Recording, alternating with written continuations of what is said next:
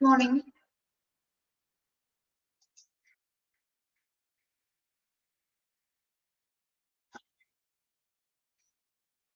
Morning. Good morning, ma'am. Morning.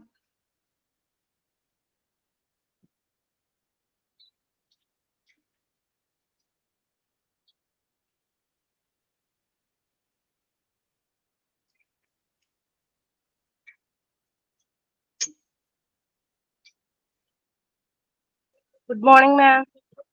Morning. Good morning, ma'am. Morning. Morning. Happy New Year.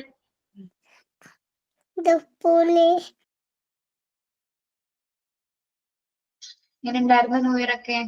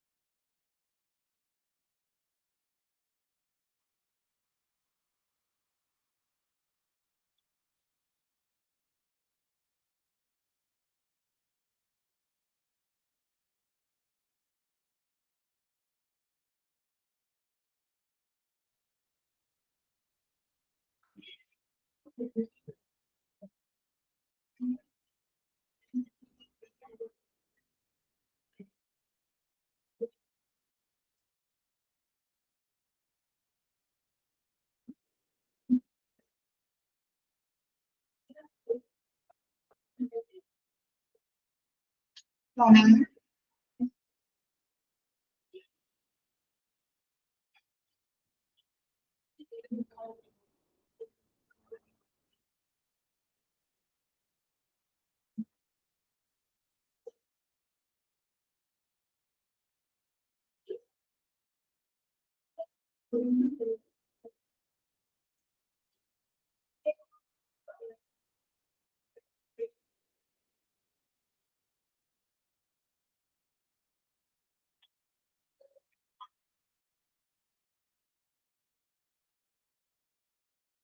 Okay, good morning to all of you.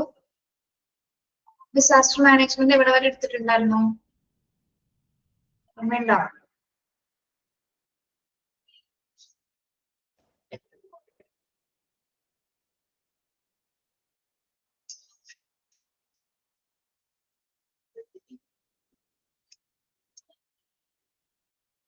Treatment ഏരിയാസസ് ഒക്കെ പറഞ്ഞോ?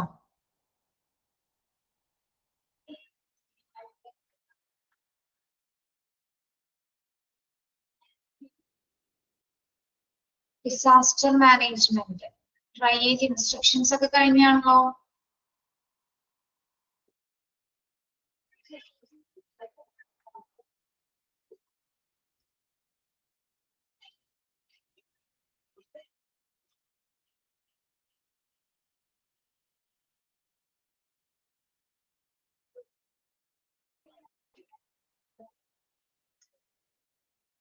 Drainage instruction വരെ എടുത്തിട്ടുള്ളോ?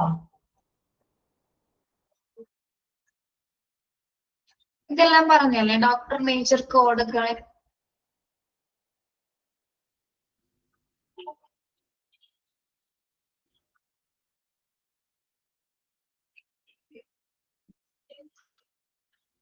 നോക്കി എവിടെ വരെ പറഞ്ഞു എന്ന്.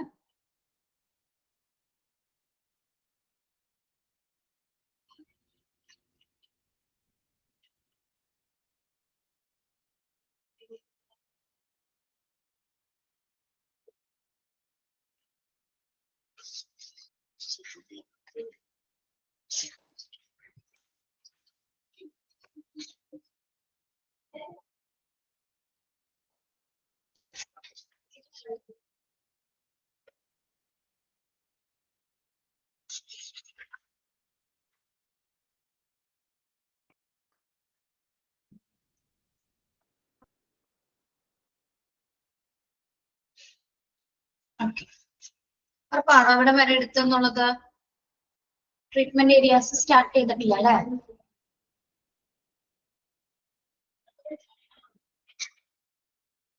ഞാൻ ഈ നോട്ട് ചെയ്ത് വെച്ചിരുന്ന പുസ്തകം എടുത്തിട്ടില്ല. ട്രയൽ ഇൻസ്ട്രക്ഷൻ എടുക്കണം. ഓക്കെ ഓക്കെ ഓക്കെ ശരി.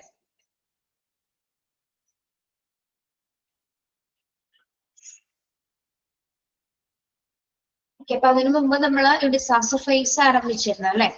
ആരാണ് അനൗൺസ് ചെയ്യുന്നത്, എവിടെയൊക്കെയാണ് മേജർ ആയിട്ടുള്ള അനൗൺസ്മെന്റുകൾ നടത്തേണ്ടത് എന്നൊക്കെ നമ്മൾ കഴിഞ്ഞ ക്ലാസ്സിൽ പറഞ്ഞിരുന്നു. ഈ നെക്സ്റ്റ് വരുന്നത് എന്താണ്? Trial instructions. Do not allow casualties to pile up. Sort patients rapidly. Tag them appropriately. Route to appropriate treatment areas.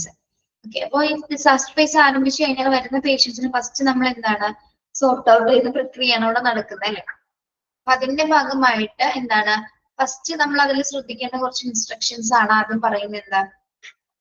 Do not allow casualties to pile up. Pile up ചെയ്യാന്ന് പറഞ്ഞാൽ എന്താണ്? നമ്മളിങ്ങനെ പറയുന്നത് കുന്നുകൂടി കിടക്കാന്നൊക്കെ പറയില്ലേ? അതായത് കാഷ്വാലിറ്റി കേസുകൾ വരുന്നതിനനുസരിച്ച് നമ്മളിങ്ങനെ കൂട്ടിയിടാതെ വരുന്ന പേഷ്യൻസിനെ ഒരു കൺട്രോളും ഇല്ലാതെ ഇങ്ങനെ കേസസുകൾ കൂടാതെ എന്ത് ചെയ്തിരിക്കണം നമ്മള്? അതായത് കാര്യകാരണങ്ങൾ കുന്നുകൂടാൻ അനുവദിക്കാതെ വരുന്ന പേഷ്യൻസിനെ പെട്ടെന്ന് ട്രീറ്റ് ചെയ്ത് മാറ്റിക്കൊണ്ട് അല്ലെങ്കിൽ സോർട്ട് ഔട്ട് ചെയ്ത് അവരെ മാറ്റിക്കൊണ്ടിരിക്കണം. ഓക്കെ, അതായത് വരുന്ന കേസസുകൾ പേഷ്യൻസ് വരുന്ന സമയത്ത് ഒരുപാട് കേസുകൾ ഇന്ന് കാഷ്വാലിറ്റിയിൽ തങ്ങി നിൽക്കാതെ തന്നെ എന്ത് ചെയ്യണം? വരുന്ന കേസുകൾ ഉടനടി തന്നെ നമ്മളത് സോർട്ട് ഔട്ട് ചെയ്തുകൊണ്ടേ ഇരിക്കണം. ഓക്കെ, പ്രത്യേകമായിട്ട് അത് ശ്രദ്ധിക്കേണ്ടതുണ്ട്. ഓക്കെ, പിന്നെന്താണ്? Sort patients rapidly. നെക്സ്റ്റ് പറയുന്നത് എന്താണ്? അങ്ങനെ കുന്നുകൂടാൻ അനുവദിക്കാതെ നമ്മള് എത്രയും പെട്ടെന്ന് അവരെ സോർട്ട് ഔട്ട് ചെയ്യുക. എത്രയും പെട്ടെന്ന് അതിവേഗം തന്നെ എന്താണ് അവരെ സോർട്ട് ഔട്ട് ചെയ്യുക. ദെൻ സോർട്ട് ഔട്ട് ചെയ്തതിനു ശേഷം എന്താണ് ആരൊക്കെ ഏതൊക്കെയാണെന്നുള്ളത്, അതായത് പേഷ്യൻസിന് നമ്മൾ അപ്രോപ്രിയേറ്റ് ആയിട്ടുള്ള ടാഗുകൾ കൊടുക്കുക, കളർ ടാഗുകൾ. ടാഗ് എന്താന്ന് ഇപ്പൊ പറഞ്ഞുതരാം, അപ്പൊ ഒന്നുകൂടി മനസ്സിലാവും കേട്ടോ. യെസ്, അതിന്റെ പ്രയോറിറ്റി അനുസരിച്ച് ഏതൊക്കെ ടൈപ്പ് ഓഫ് പേഷ്യന്റ് ആണെന്ന് നമുക്ക് തിരിച്ചറിയാനായിട്ടാണ് നമ്മൾ എന്ത് കൊടുക്കുന്നത്? ടാഗിങ് സംവിധാനം ഏർപ്പെടുത്തിയിരിക്കുന്നത്. ഇപ്പൊ ഏത് കണ്ടീഷനുള്ള പേഷ്യൻസ് ആണെന്ന് നമുക്ക് ആ ടാഗിന്റെ കളർ കോഡ് നോക്കിക്കഴിഞ്ഞാൽ അറിയാൻ സാധിക്കും. ഓക്കെ, അപ്പൊ സോർട്ട് ഔട്ട് ചെയ്ത പേഷ്യൻസിന് എത്രയും പെട്ടെന്ന് ടാഗ് ചെയ്യുക. അതിനുശേഷം എന്ത് ചെയ്യണം? Route to appropriate treatment areas. Tag ചെയ്തതിനു ശേഷം അവരെ ഏത് ട്രീറ്റ്മെന്റ് ഏരിയാസിലേക്കാണോ കൊണ്ടുപോകേണ്ടതിനനുസരിച്ച് അവരെന്ത് ചെയ്യണം? നമ്മൾ ആ ഏരിയാസിലേക്ക് കൊണ്ടുപോകണം. ഓക്കെ, അപ്പൊ പ്രധാനപ്പെട്ട ട്രയൽ ഇൻസ്ട്രക്ഷൻസ് ആണ്. നമ്മൾ ട്രയൽസ് എന്ന് പറയുന്നത് എന്താണ്? പേഷ്യന്റിന്റെ സിവിയറിറ്റി നോക്കിയിട്ട് നമ്മൾ പേഷ്യൻസിനെ ഡിവൈഡ് ചെയ്യുന്ന ഒരു പ്രോസസ് ആണ് അല്ലെ? അപ്പൊ അത്തരം സിറ്റുവേഷൻസിൽ കാഷ്വാലിറ്റി ലിസ്റ്റ് വരുന്ന കേസുകള് നമ്മൾ ഒരിക്കലും എന്താണ് ഒരുപാട് കൂടാതെ പെട്ടെന്ന് എന്ത് ചെയ്യണം? റാപ്പിഡ് ആയിട്ട് തന്നെ പേഷ്യൻസിനെ ഡിവൈഡ് ചെയ്ത് അവർക്ക് ആവശ്യമായിട്ടുള്ള ടാഗുകൾ വിതരണം ചെയ്ത് അവർക്ക് ആവശ്യമുള്ള ട്രീറ്റ്മെന്റ് ഏരിയാസ് എവിടേക്കാണോ അങ്ങോട്ടേക്ക് പേഷ്യൻസിനെ നമ്മൾ മാറ്റുക. ഓക്കെ, മനസ്സിലായോ പറഞ്ഞത്?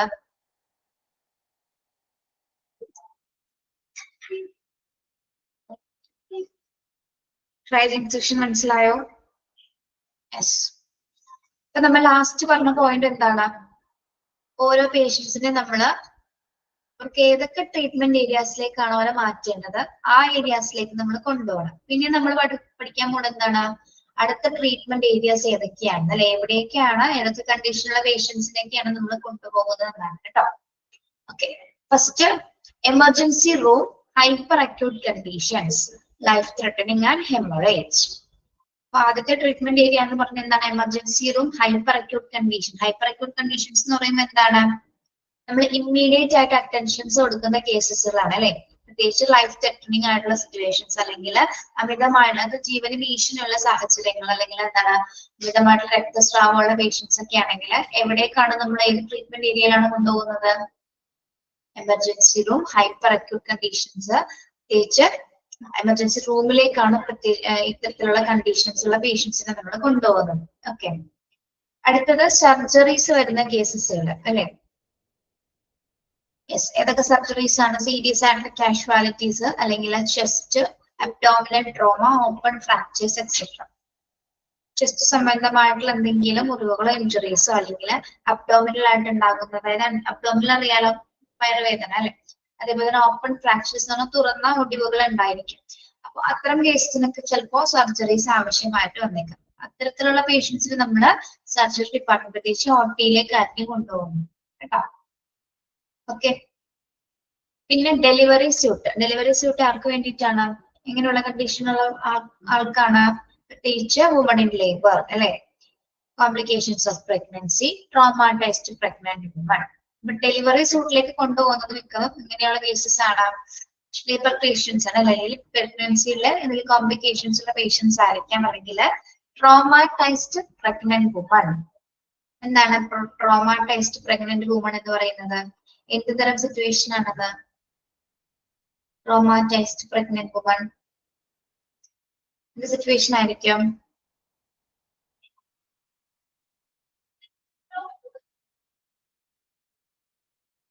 ട്രോമ എന്താണ്? പ്രഗ്നൻസിയിൽ എന്തെങ്കിലും തരത്തിൽ ആഘാതങ്ങൾ സംഭവിച്ച പേഷ്യൻസ് ഉണ്ടായിരിക്കാം. ചിലപ്പോൾ അമ്മയ്ക്കും കുഞ്ഞിനും ഒരേപോലെ തന്നെ എന്താണ് അത്തരം ഗുരുതരമായിട്ടുള്ള അവസ്ഥയുള്ള കണ്ടീഷൻസ് ആയിരിക്കാം അത് വരുന്നത്. അത്തരം പേഷ്യൻസ് ഒക്കെ നമ്മൾ എങ്ങോട്ടാണ് കൊണ്ടുപോകുന്നത്? ഡെലിവറി സൂട്ടിലേക്ക് ആയിരിക്കും ഇത്തരം പേഷ്യൻസിനെ നമ്മൾ കൊണ്ടുപോകുന്നത്. ഇനി ICUയിൽ എങ്ങനെയുള്ള കേസസ് ആയിരിക്കും വരുന്നത്? ICUയില് മെഡിക്കൽ എമർജൻസീസ് ആയിരിക്കും അല്ലെ. ICUയിൽ വരുന്ന കേസസുകളെല്ലാം തന്നെ മെഡിക്കൽ എമർജൻസീസ് ആയിരിക്കും. ദെൻ OPD-യിലോ ഇവിടെ അങ്ങോട്ടും ഇങ്ങോട്ടും കുറച്ച് പോയിന്റ്സ് ഒന്ന് മാറിക്കിടക്കണ്ടേ, ഒന്ന് നോക്കിയേ. ഈ OPD-യിൽ വരേണ്ടത് എങ്ങനെയുള്ള കേസുകളായിരിക്കും? OPയിൽ വരേണ്ടത്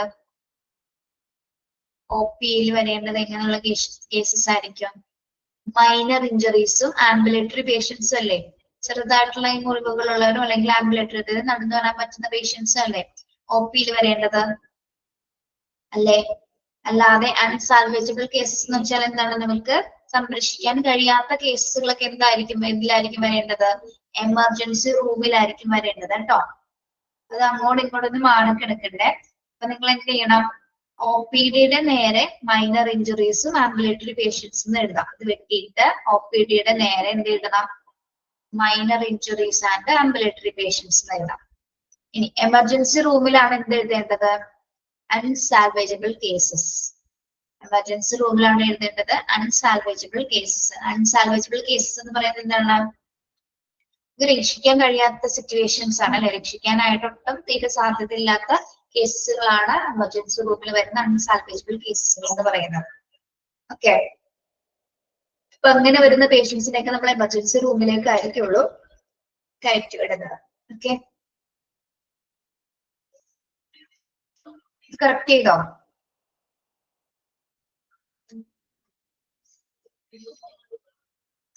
യെസ്. ഇനി റേഡിയോളജിയിൽ വരുന്നത് എങ്ങനെയുള്ളതായിരിക്കും? എങ്ങനത്തെ കേസസ് ആണ്? ഫ്രാക്ചേഴ്സ് അല്ലെ. ഓർത്തോപീഡിക് എക്സാമിനിൽ വരുന്നത് ഫ്രാക്ചേഴ്സ് അല്ലെങ്കിൽ ഒടിവ്, ചരിവ്, അല്ലെങ്കിൽ എന്താണ് അങ്ങനെ ഉളുക്ക്, അങ്ങനെ എന്തെങ്കിലുമൊക്കെ എന്താ പറയാ ഡിസ്ലൊക്കേഷൻ, അത്തരം സിറ്റുവേഷൻസ് ഒക്കെയാണ് നമ്മൾ റേഡിയോളജിയിൽ നോക്കുന്നത്. ഓക്കെ, പിന്നെന്താണ് സൈക്യാട്രി ഡിപ്പാർട്ട്മെന്റ്സിൽ, സൈക്യാട്രി ഏരിയാസിൽ നമ്മൾ എങ്ങനെയുള്ള കേസസുകളാണ് കൊണ്ടുപോകുന്നത്? Hysteria, behavioural emergencies. ഹിസ്റ്റീരിയ എന്ന് പറയുന്നത് കേട്ടിട്ടുണ്ടോ? എന്താണ് ഹിസ്റ്റീരിയ? എന്ത് തരം സിറ്റുവേഷൻ ആണ്?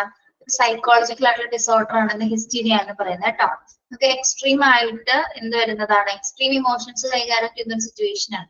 ചിലർക്ക് അത്തരം സിറ്റുവേഷൻ ഫിക്സ് പോലുള്ള ബുദ്ധിമുട്ടുകൾ വരാം അല്ലെ, അല്ലെങ്കിൽ ലോസ് ഓഫ് സെൻസേഷൻ, അല്ലെങ്കിൽ ഓർമ്മ നഷ്ടപ്പെടാം, അങ്ങനെയുള്ള ഒരു അവസ്ഥയാണത് ഹിസ്റ്റീരിയ എന്നൊരു സിറ്റുവേഷൻ. സൈക്കോളജിക്കൽ ഡിസോർഡർ ആണ്. ഓക്കെ, അത് നമ്മുടെ സൈക്കാട്രി ഡിപ്പാർട്ട്മെന്റ്സിലേക്കായിരിക്കും അത്തരം കേസുകൾ വിടുന്നത്. അതേപോലെ തന്നെ എന്താണ് ബിഹേവിയറൽ എമർജൻസി എന്ന് പറയുന്നത് പെരുമാറ്റത്തിൽ എന്തെങ്കിലും വൈകല്യങ്ങളുള്ള പേഷ്യൻസ് ആയിരിക്കും, ഡിസബിലിറ്റീസ് ആയിട്ടുള്ള എന്തെങ്കിലും പേഷ്യൻസ് ആയിരിക്കും. Okay, yes. അപ്പോ ഈ ഡിസാസ്റ്റർ സിറ്റുവേഷൻസിൽ എന്തുകൊണ്ടാണ് സൈക്കാട്രി ഡിപ്പാർട്ട്മെന്റ് കൂടി വരുന്നത്? എന്തുകൊണ്ടായിരിക്കാം? ഓൾറെഡി ചിലപ്പോ ജന്മനാല അല്ലെങ്കിൽ ഒരു ചില സാഹചര്യത്തിൽ ഇങ്ങനെ അസുഖം വന്ന ആൾക്കാരുണ്ടാവും അല്ലെ, മാനസിക വിഭ്രാന്തിയുള്ള ആൾക്കാരുണ്ടായിരിക്കും. അതേപോലെ തന്നെ മറ്റൊരു സാഹചര്യം കൂടി ഉണ്ട്. അതായത് നമ്മൾ ഈ ദുരന്തങ്ങൾ സംഭവിക്കുന്ന സമയത്ത് അത് കണ്ടു നിൽക്കുമ്പോൾ മാനസിക നില തെറ്റുന്ന ആൾക്കാരെ കണ്ടിട്ടില്ലേ നമ്മളാണ്. ഒരു ദുരന്തം അനുഭവിച്ചതിന് ശേഷം അതിൽ നിന്ന് റിക്കവർ ആവാതെ മാനസികമായിട്ട് വിഭ്രാന്തി കാണിക്കുന്ന ആൾക്കാരുണ്ട്. Okay, yes. അപ്പൊ അത്തരം കേസസുകളും നമ്മൾ ഈ ഒരു ഏരിയാസിലേക്കായിരിക്കും വിടുന്നത് കേട്ടോ. Then meditation room emotionally disturbed. Same ഈ സൈക്കാട്രി പോലെ തന്നെ മറ്റൊരു കുറച്ച് ഒബ്സർവേഷൻസ് കൊടുക്കേണ്ട കുറച്ച് ഏരിയാസ് ആണ് എന്ത്, മെഡിറ്റേഷൻ റൂംസ്. പ്രത്യേകിച്ച് ഇതേപോലെ ഈ സെയിം കേസസ് ഇവിടെയും പറയണം, ഇമോഷണലി ഡിസ്റ്റർബ്ഡ് ആയിട്ടുള്ള പേഷ്യൻസ് ആണെങ്കിൽ നമ്മൾ മെഡിറ്റേഷൻ റൂംസിലേക്കാണ് അവർ ഒബ്സർവേഷൻസിന് വേണ്ടിയിട്ട് ട്രീറ്റ് ചെയ്യാൻ വേണ്ടിയിട്ട് കൊണ്ടുപോകുന്നത്. അടുത്തത് സെമിനാർ റൂം. സെമിനാർ റൂം ആർക്ക് വേണ്ടിയിട്ടുള്ള ഏരിയാസ് ആണ്? അൺഇഞ്ചേർഡ് അല്ലെങ്കിൽ ഡിസ്ചാർജ് ആയ പേഷ്യൻസിനും റിലേറ്റീവ്സിനൊക്കെ വേണ്ടിയിട്ടാണ് നമ്മൾ ഒരു സെമിനാർ റൂം അവിടെ അറേഞ്ച് ചെയ്തിരിക്കുന്നത്. ഓക്കെ, അപ്പോ ഈ ട്രീറ്റ്മെന്റ് ഈ പ്രധാനപ്പെട്ട ട്രീറ്റ്മെന്റ് ഏരിയാസിലേക്ക് ആയിരിക്കുള്ളൂ പേഷ്യൻസിന് നമ്മൾ സോർട്ട് ഔട്ട് ചെയ്തതിന് ശേഷം കൊണ്ടുപോകുന്നത്. ഓക്കെ, ഒന്നുകൂടി നോക്കാം ട്രീറ്റ്മെന്റ് ഏരിയാസ് ഏതൊക്കെയാണ്. എമർജൻസി റൂമാണ്, അവിടെ ഹൈപ്പർ അക്യൂട്ട് കണ്ടീഷൻസ് ആണ്, അതായത് ഇമ്മീഡിയറ്റ് അറ്റൻഷൻസ് കൊടുക്കേണ്ട കേസസുകളാണ്. പ്രത്യേകിച്ച് ലൈഫ് ത്രെട്ടനിങ് ആൻഡ് ഹിമോറേജ് ഉള്ള അല്ലെങ്കിൽ രക്തസ്രാവമുള്ള കേസസുകളാണ് ഇതിൽ വരുന്നത്, എമർജൻസി റൂമിൽ വരുന്നത്. ദെൻ സർജറി റിലേറ്റഡ് ആയിട്ട് സീരിയസ് ആയിട്ടുള്ള casualties, chest abdominal and fractures ഒക്കെ സർജറിയിൽ വരുന്നുണ്ട്. ഡെലിവറി സൂട്ട്സിൽ പ്രഗ്നൻസിലുള്ള കോംപ്ലിക്കേഷൻസ് അല്ലെങ്കിൽ ട്രോമാറ്റൈസ്ഡ് പ്രഗ്നന്റ് വുമൺ ആണെങ്കിൽ, അതായത് പ്രഗ്നൻസി റിലേറ്റഡ് ആയിട്ടുള്ള എല്ലാ സിറ്റുവേഷൻസും ഡെലിവറി സൂട്ട് ആളുകൾ കൈകാര്യം ചെയ്യുന്നു. പിന്നെ ഐസിയുല് മെഡിക്കൽ എമർജൻസീസ് ഉണ്ടായിരിക്കും. OPD-യിലാണ് മൈനർ ഇഞ്ചുറീസും ആംബുലേറ്ററി പേഷ്യൻസും വരുന്നത്. ദെൻ റേഡിയോളജിയില് ഫ്രാക്ചേഴ്സ് അല്ലെങ്കിൽ ഓർത്തോപീഡിക്സ് ആയിരിക്കും വരുന്നത്. പിന്നെ എന്താണ് സൈക്കാട്രിയിലെ ഹിസ്റ്റീരിയ, ബിഹേവിയറൽ എമർജൻസീസ്. എമർജൻസി റൂമിലാണ് അൺസാൽവേജബിൾ കേസസുകൾ വരുന്നത്. മെഡിറ്റേഷൻ റൂംസിലാണ് ഇമോഷൻ ഡിസ്റ്റർബ്ഡ് പേഷ്യൻസുകൾ. Seminar rooms uninjured and discharge പേഷ്യൻസിനും റിലേറ്റീവ്സിനും വേണ്ടിയിട്ടുള്ളത്. അപ്പൊ ഈ രീതിയിലാണ് നമ്മുടെ പേഷ്യൻസിനെ സോർട്ട് ഔട്ട് ചെയ്തിട്ട് ഓരോരോ പ്രത്യേക ഏരിയാസിലേക്ക് അവരെ മാറ്റുന്നത്. ഓക്കെ, അതെല്ലാം തന്നെ അവരുടെ കണ്ടീഷൻ അനുസരിച്ചിട്ടാണ് കേട്ടോ. ഏറ്റവും ബേസിക് ആയിട്ടുള്ള കുറച്ച് കാര്യങ്ങൾ മാത്രമാണ് നമ്മൾ പറഞ്ഞത്. ഓക്കെ, ഒന്ന് വായിച്ചു നോക്കാമോ treatment areas?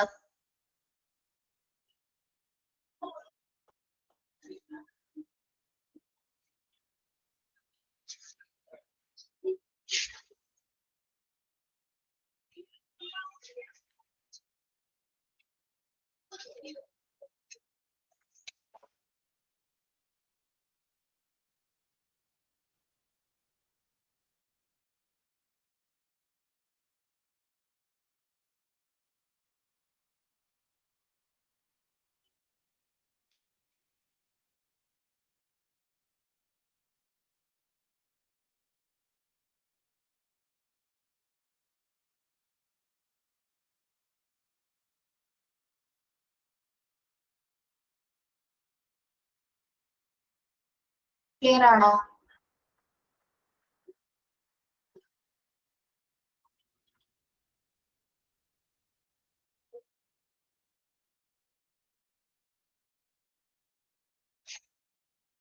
Clear, okay.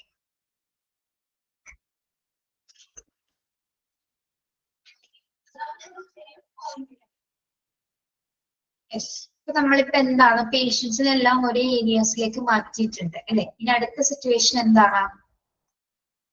Definite care initiated as soon as possible. ഇപ്പൊ ട്രീറ്റ്മെന്റ് ഏരിയാസിലേക്ക് മാറ്റിയ എല്ലാ പേഷ്യൻസിനും നമ്മൾ എന്ത് ചെയ്യണം? എത്രയും പെട്ടെന്ന് ഏറ്റവും വൈകാതെ തന്നെ എത്രയും പെട്ടെന്ന് അവർക്ക് കൊടുക്കേണ്ട ചികിത്സ ആരംഭിക്കുന്നു അല്ലെ. ഇപ്പൊ നമ്മൾ ചെയ്തിരിക്കുന്ന എന്താണ്? എല്ലാ പേഷ്യൻസിനെ സോർട്ട് ഔട്ട് ചെയ്തതിനു ശേഷം ഡിഫറെന്റ് ആയിട്ടുള്ള ട്രീറ്റ്മെന്റ് ഏരിയാസിലേക്ക് അവരെ മാറ്റിയതിനു ശേഷം എന്താണ്? എവിടെയൊക്കെയാണോ മാറ്റുന്നത് അവിടെയൊക്കെ എന്താണ് അതിനകത്ത് എത്രയും പെട്ടെന്ന് തന്നെ പേഷ്യൻസിന് വേണ്ടിയിട്ടുള്ള ആ ട്രീറ്റ്മെന്റ്സ് കൃത്യമായിട്ടുള്ള രീതിയിലുള്ള പരിചരണം അവിടെ ആരംഭിക്കുക. ഓക്കെ, ദെൻ അതിനുശേഷം Data received, recorded and directed to the business office, admitting office and public relation office for coordination and releases. ഇനി ഇവിടെ എന്താ പറയുന്നത്? Data received. എന്തൊക്കെ ഡാറ്റാസ് ആണ്? അതായത് ഇപ്പൊ നമ്മൾക്കറിയാം ഓരോ ഡിപ്പാർട്ട്മെന്റ്സിലേക്ക് ഏതൊക്കെ ട്രീറ്റ്മെന്റ് ഏരിയാസിലേക്ക് ഏതൊക്കെ പേഷ്യൻസുകൾ പോയിട്ടുണ്ടെന്ന്. ഓക്കെ, ദെൻ ഓരോ ഡിപ്പാർട്ട്മെന്റ്സിലും നമ്മൾ എന്ത് ചെയ്യണം? അവരുടെ ഡാറ്റാസ് കളക്ട് ചെയ്യണം. ഏതൊക്കെ ഡിപ്പാർട്ട്മെന്റ്സിൽ ഏതൊക്കെ കണ്ടീഷൻസ് ഉള്ള പേഷ്യൻസ് ആണ്. ദെൻ അതെല്ലാം തന്നെ നമ്മൾ എന്ത് ചെയ്യണം? ബിസിനസ് ഓഫീസുമായിട്ട് ഡയറക്റ്റ് ചെയ്ത് റെക്കോർഡ് ചെയ്ത് കൊടുക്കുക. പിന്നെ എന്താണ്? ഈ കാര്യങ്ങൾ മൊത്തത്തിൽ ഇത് കോർഡിനേറ്റ് ചെയ്യുന്നത് ആരായിരിക്കും? പബ്ലിക് റിലേഷൻ ഓഫീസറായിരിക്കുള്ളൂ. മാത്രമല്ല ഇതെല്ലാം കറക്റ്റ് ആക്കിയതിന് ശേഷമാണ് നമ്മളിപ്പോ ന്യൂസിൽ കാണാറില്ലേ 45 പേർക്ക് പരിക്ക് സംഭവിച്ചിട്ടുണ്ട്, ഇത്ര പേർക്ക് മരണം സംഭവിച്ചിട്ടുണ്ട്, നമ്മളൊരു കണക്ക് കാണാറില്ലേ നമ്മുടെ ന്യൂസില്? ഓക്കെ, അപ്പൊ ഇത്ര ട്രീറ്റ്മെന്റ് ഏരിയാസിലേക്ക് പേഷ്യൻസിനെ മാറ്റിയതിനു ശേഷമേ നമുക്ക് എത്രത്തോളം ആൾക്കാർ ആ ഹോസ്പിറ്റലിൽ അഡ്മിറ്റഡ് ആണ്, ഏതൊക്കെ സീരിയസ് കണ്ടീഷൻസ് ആണെന്ന് അറിയാൻ പറ്റും. അതിനനുസരിച്ചായിരിക്കും ആ ഒരു പബ്ലിക്കിന് ആ ഒരു ഇൻഫർമേഷൻസ് റിലീസ് ചെയ്യുന്നത്. ഓക്കെ, കൃത്യമായ ഡാറ്റ റെക്കോർഡ്സ് കിട്ടണമെങ്കിൽ ഓരോ പേഷ്യൻസിനെ നമ്മൾ പ്രത്യേക ഏരിയാസിലേക്ക് മാറ്റിയാൽ മാത്രമേ അവിടെ നിന്ന് നമ്പർ ഓഫ് എണ്ണം എത്ര പേപ്പേഴ്സ് ആണ് അഡ്മിറ്റ് ആയിരിക്കുന്നതെന്നൊക്കെ കൃത്യമായിട്ട് അറിയാൻ സാധിക്കും. Okay, public relation officer PR ആയിരിക്കും ഇതുമായി ബന്ധപ്പെട്ടുള്ള കാര്യങ്ങളെല്ലാം തന്നെ കോർഡിനേറ്റ് ചെയ്യുന്നത് കേട്ടോ. യെസ്, മനസ്സിലായോ?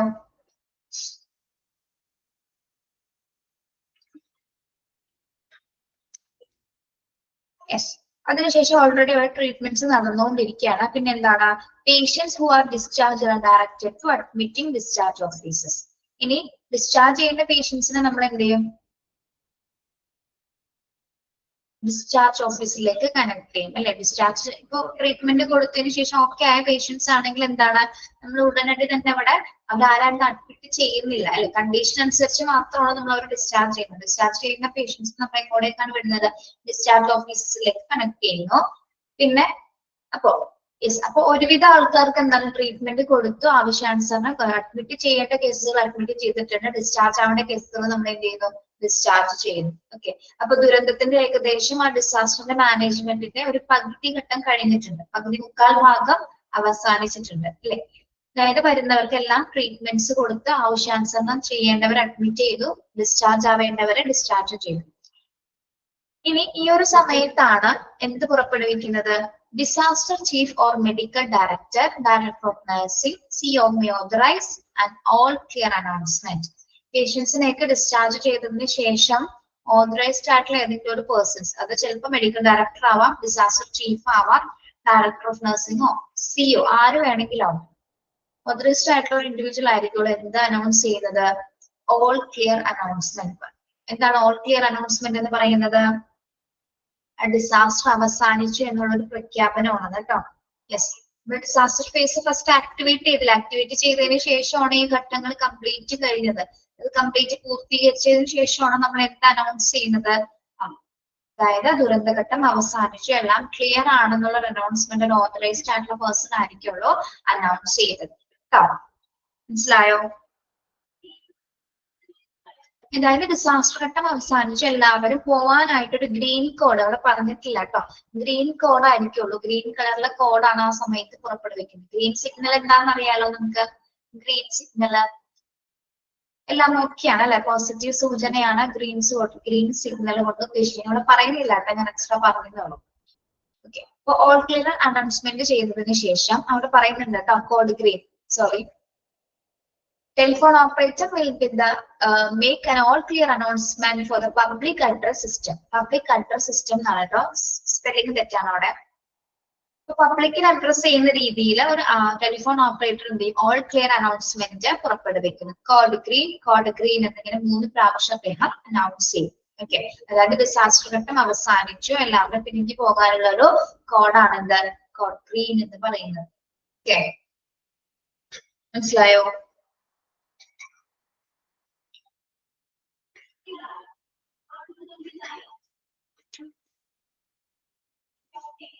യെസ്, ഒന്നുകൂടി പറയാണ് കേട്ടോ.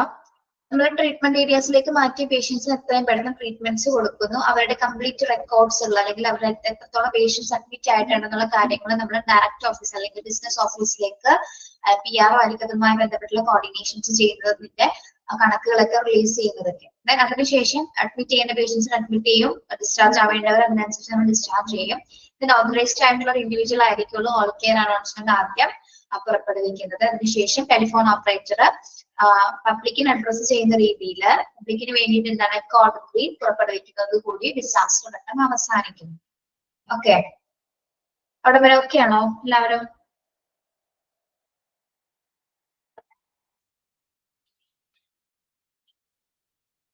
Yes yes.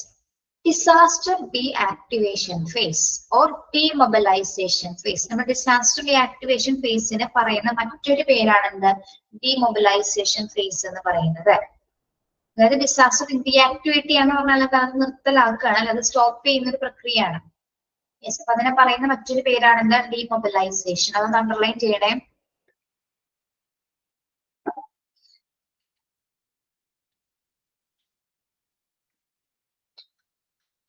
എന്താണ് ഈ ഡിസാസ്റ്റർ ഡിമൊബിലൈസേഷൻ ഫേസ് എന്ന് പറയുന്നത്? Declaring the disaster to be over, the decision to deactivate the hospital emergency plan should be taken after exact evaluation of the situation by the incident commander and other hospital administrator. Deactivation should not be too early, too late. It's very difficult to reactivate the emergency plan once it has been declared over because staff tiredness start with which is difficulty to overcome. Okay. എന്താണ് disaster deactivate എന്ന് പറയുന്നത്? നമ്മൾ already ഈ ഡിസാസ്റ്ററുമായി ബന്ധപ്പെട്ട ഒരു emergency plan ഹോസ്പിറ്റലിൽ ഉണ്ടായിരുന്നു അല്ലെ? എങ്ങനെയാണ് ഇതിനെ നേരിടുന്നത് എന്നതിനെ കുറിച്ചിട്ട് ആ പ്ലാനുമായി ബന്ധപ്പെട്ട കാര്യങ്ങളാണ് നമ്മൾ ഇതുവരെ ചെയ്തുകൊണ്ടിരുന്നത്. എല്ലാം ക്ലിയർ ആയതിനു ശേഷം എന്ത് ചെയ്യും? നമ്മള് ഡീആക്ടിവേറ്റ് ചെയ്യും, അല്ലെങ്കിൽ അത് ആക്ടിവേറ്റ് ചെയ്തത് നിർത്തലാക്കൽ. അതെല്ലാം ക്ലിയർ ആയതിനു ശേഷം. പക്ഷെ അത് ക്ലിയർ ആയെന്ന് നമ്മൾ എങ്ങനെ തിരിച്ചറിയാം? അത് ഇൻസിഡന്റ് കമാൻഡർ ആണ് അതുമായി ബന്ധപ്പെട്ട എല്ലാ മേഖലകളും എല്ലാ ഏരിയാസും നമ്മൾ അനലൈസ് ചെയ്യും. എല്ലാ പേഷ്യൻസ് ഓക്കെ ആണോ, ആവശ്യത്തിനനുസരിച്ച് ട്രീറ്റ്മെന്റ്സുകൾ കൊടുക്കുന്നുണ്ടോ, എല്ലാ സംവിധാനങ്ങളും എല്ലാ രീതിയിലും ക്ലിയർ ആയിട്ടാണോ ഉണ്ടെന്നുള്ളത് കൃത്യമായിട്ട് ഇവാലുവേറ്റ് ചെയ്തതിനു ശേഷം മാത്രമായിരിക്കും എന്ത് ചെയ്യുന്നത്? ഇൻസിഡന്റ് കമാൻഡറും ഹോസ്പിറ്റൽ അഡ്മിനിസ്ട്രേറ്റേഴ്സും എന്ത് ചെയ്യുന്നത്? ഇത് നിർത്തലാക്കുന്നത്, ഈ ഒരു പ്ലാൻ ഡീആക്ടിവേറ്റ് ചെയ്യുന്നത്. പറയുന്നത് മനസ്സിലാവുന്നുണ്ടോ നിങ്ങൾക്ക്? നമ്മൾ ഓൾറെഡി ഒരു പ്ലാനുമായി ബന്ധപ്പെട്ടാണ് ഇത്രയും കാര്യങ്ങൾ ചെയ്തിരിക്കുന്നത് അല്ലെ? ഡിസാസ്റ്റർ ഘട്ടത്തെ നമ്മൾ 3ആയിട്ട് തിരിച്ചിട്ട് അതിൽ 2 ഘട്ടം കംപ്ലീറ്റഡ് ആയി. ഒന്ന് പ്രീ ഡിസാസ്റ്റർ ഫേസിൽ നമ്മൾ എന്താ ചെയ്തത്?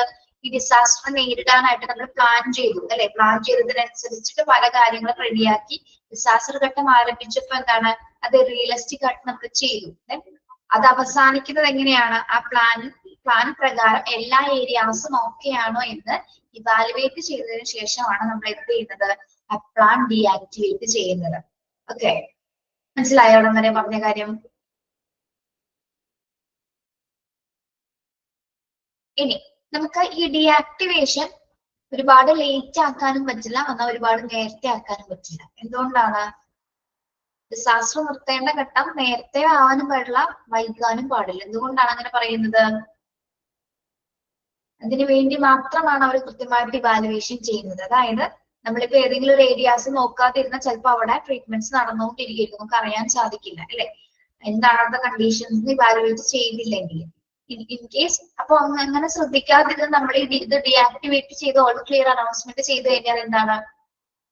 ആ ഒരു ഏരിയാസിൽ ബാക്കി ഓൾറെഡി സ്റ്റാഫുകൾ വർക്ക് ചെയ്തുകൊണ്ടിരിക്കും. അവർക്ക് ഈ അനൗൺസ്മെന്റിനെ കുറിച്ച് പോലും ചിലപ്പോൾ അറിയാനായിട്ട് ആ ഒരു അനൗൺസ് ചെയ്യുന്ന സമയത്ത് അവർ അറിയായിരിക്കും.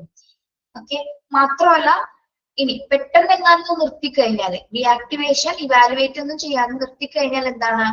സ്റ്റാഫുകളെ സംബന്ധിച്ചിടത്തോളം ഓൾറെഡി ഇത്രയും പേഷ്യൻസിനെ നോക്കിയിട്ട് അവർ ഓൾറെഡി എന്താണ്? ടയേർഡ് ആയിരിക്കുന്ന ഒരു സിറ്റുവേഷൻ ആണ്. വെരി ഡിഫിക്കൽട്ട് ആയിട്ടുള്ള സിറ്റുവേഷൻ ആണ്. അപ്പൊ അതായത് സ്റ്റാഫുകളിന് എക്സ്ട്രാ ടയർഡ്നെസ് ഉണ്ടായിരിക്കും. അത് പിന്നീട് റീസ്റ്റാർട്ട് ചെയ്യാന്ന് പറയുന്നത് ബുദ്ധിമുട്ടുള്ള കാര്യമാണ്.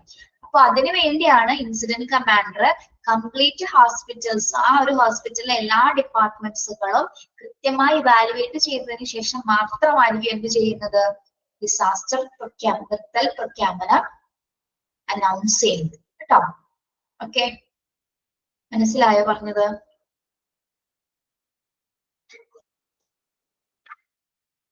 നിങ്ങളത് വായിച്ചു നോക്കി, നിങ്ങളൊന്ന് റെസ്പോണ്ട് ചെയ്തില്ലേ?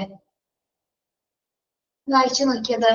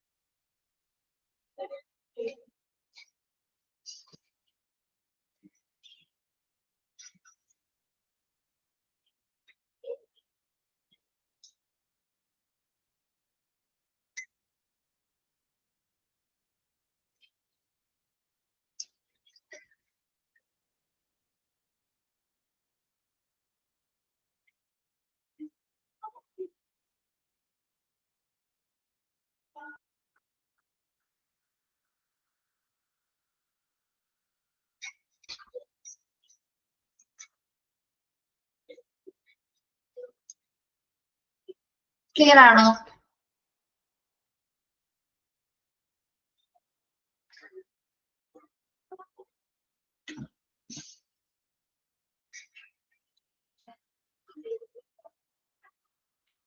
ഡിസാസ്റ്റർ ഘട്ടം അവസാനിച്ചു കഴിഞ്ഞാൽ നെക്സ്റ്റ് ഇനി പബ്ലിക് റിലേഷൻ ഡിപ്പാർട്ട്മെന്റ്സിന്റെ കുറച്ച് ഡ്യൂട്ടീസ് എന്തൊക്കെയാണെന്നാണ് പറയുന്നത് കേട്ടോ. ഈ ഒരു സമയത്ത് പബ്ലിക് റിലേഷൻ ഡിപ്പാർട്ട്മെന്റിലെ ഡ്യൂട്ടീസ് എന്തൊക്കെയാണ്? First one, issue information and message to media, act as a mediator between administration and the patient relatives, centralize information about casualties, control all photographs, prepares and post updated casualty list. Disaster ഘട്ടം അവസാനിച്ച് കഴിയുമ്പോൾ public relation ഓഫീസേഴ്സിന് ചെയ്യേണ്ട ആ ഒരു department ചെയ്യേണ്ട കുറച്ച് ഡ്യൂട്ടീസിൽ പ്രധാനപ്പെട്ട ഒന്നാണ് എന്ത്? Issues information and messages to media. എന്താണ്? മീഡിയക്ക് കൃത്യമായിട്ടുള്ള ഇൻഫോർമേഷൻസ് അറിയിച്ചു കൊടുക്കുന്നത് പബ്ലിക് റിലേഷൻ ഡിപ്പാർട്ട്മെന്റ് ആയിരിക്കുള്ളൂ. ഇത്ര പേഷ്യൻസ് സേഫ് ആണ്, ഇത്ര പേർക്ക് മറ്റു ബുദ്ധിമുട്ടുകൾ കാര്യങ്ങളൊന്നുമില്ല, ഇത്ര പേരെ ഡിസ്ചാർജ് ചെയ്തിട്ടുണ്ട്, ഇത്ര പേര് അഡ്മിറ്റ് ചെയ്തിട്ടുണ്ട്, ഇത്ര പേർക്ക് മരണം സംഭവിച്ചിട്ടുണ്ട് എന്നുള്ള മൊത്തം കാര്യങ്ങള് മീഡിയക്ക് ഇൻഫോം ചെയ്യുന്നത് ആരാണ്? പബ്ലിക് റിലേഷൻ ഡിപ്പാർട്ട്മെന്റ്സ് ആയിരിക്കുള്ളൂ കേട്ടോ. അതേപോലെ തന്നെ എന്താണ്? Act as A mediator between administration and patient relatives. എന്താണ്? ഒരു മീഡിയേറ്റർ ആയിട്ട് പ്രവർത്തിക്കുന്ന അവരുടെ ഇടയില് പേഷ്യന്റ് റിലേറ്റീവ്സിന്റെ ഇടയില് അഡ്മിനിസ്ട്രേഷൻസിന്റെ ഇടയിൽ ഒരു PR അല്ലെങ്കിൽ ഒരു മീഡിയേറ്റർ ആയിട്ടാണ് പബ്ലിക് റിലേഷൻ ഡിപ്പാർട്ട്മെന്റ്സ് വർക്ക് ചെയ്യുന്നത് ഈ ഒരു സമയത്ത്, ഡിസാസ്റ്റർ ഘട്ടം അവസാനിക്കുന്ന സമയത്ത്. Then centralize information about casualties. Centralizes information about casualties. എന്താ പറയുന്നത്?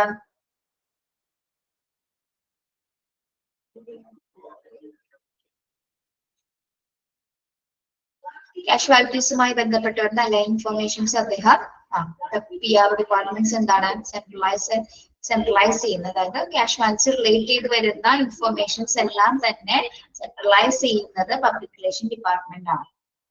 പിന്നെ മീഡിയയുടെ എല്ലാ ഫോട്ടോഗ്രാഫ്സുകളും കൺട്രോൾ ചെയ്യും. ഓക്കെ, അതായത് അനിയന്ത്രിതമായിട്ട് ഫോട്ടോഗ്രാഫ്സ് എടുക്കാനായിട്ട് അത് സമ്മതിക്കില്ല. ആവശ്യത്തിന് മാത്രമേ ഉള്ളൂ, അത് കൺട്രോൾ ചെയ്തിട്ടായിരിക്കുള്ളൂ മീഡിയസിനകത്ത് കയറ്റുന്നതോ ഫോട്ടോസ് എടുക്കാനായിട്ട് അനുവദിക്കുന്നത്. അതായത് ദുരന്ത പ്രഖ്യാപനം അവസാനിച്ചു കഴിഞ്ഞാൽ പിന്നീട് ഹോസ്പിറ്റലിനകത്തേക്ക് അവരെ പ്രവേശിപ്പിക്കുന്നില്ല. Then prepare and post updated casualty list. ഈ ദുരന്തം അവസാനിച്ചതിന് ശേഷം എന്താണ്? കാഷ്വാലിറ്റി ലിസ്റ്റുകൾ പ്രിപ്പയർ ചെയ്യുന്നതോ അപ്ഡേറ്റ് ചെയ്യുന്നതോ പബ്ലിക് റിലേഷൻ ഡിപ്പാർട്ട്മെന്റ്സ് ആയിരിക്കും. അപ്പോൾ ഡിസാസ്റ്ററിന്റെ അവസാന ഘട്ടത്തിലാണ് ഇവർ മെയിൻ ആയിട്ട് ചെയ്യുന്ന പ്രധാന ഡ്യൂട്ടി എന്ന് പറയുന്നത് മീഡിയക്കുള്ള എല്ലാ ഇൻഫർമേഷൻസ് ഇഷ്യൂ ചെയ്യുന്നത്. അതോടൊപ്പം തന്നെ എന്താണ്? പേഷ്യൻസ് റിലേറ്റീവ്സിന്റെ ഇടയിലും അല്ലെങ്കിൽ അഡ്മിനിസ്ട്രേഷന്റെ ഇടയിലും ഒരു മീഡിയേറ്റർ ആയിട്ടാണ് പ്രവർത്തിക്കുന്നത്. മാത്രമല്ല എല്ലാ കാഷ്വാലിറ്റി ഇൻഫർമേഷൻസും കൃത്യമായ രീതിയിൽ സെൻട്രലൈസ് ചെയ്യുന്നു, ഫോട്ടോഗ്രാഫ്സുകൾ നിയന്ത്രിക്കുന്നു. പിന്നെ കാഷ്വാലിറ്റി ലിസ്റ്റുകൾ, അത് പേഷ്യൻസിന്റെ ലിസ്റ്റുകളെല്ലാം തന്നെ പ്രിപ്പയർ ചെയ്യുന്നതും അപ്ഡേറ്റ് ചെയ്യുന്നതും ആരാണ്? പബ്ലിക് റിലേഷൻ ഡിപ്പാർട്ട്മെന്റ്സ് ആയിരിക്കും കേട്ടോ. ഓക്കെ,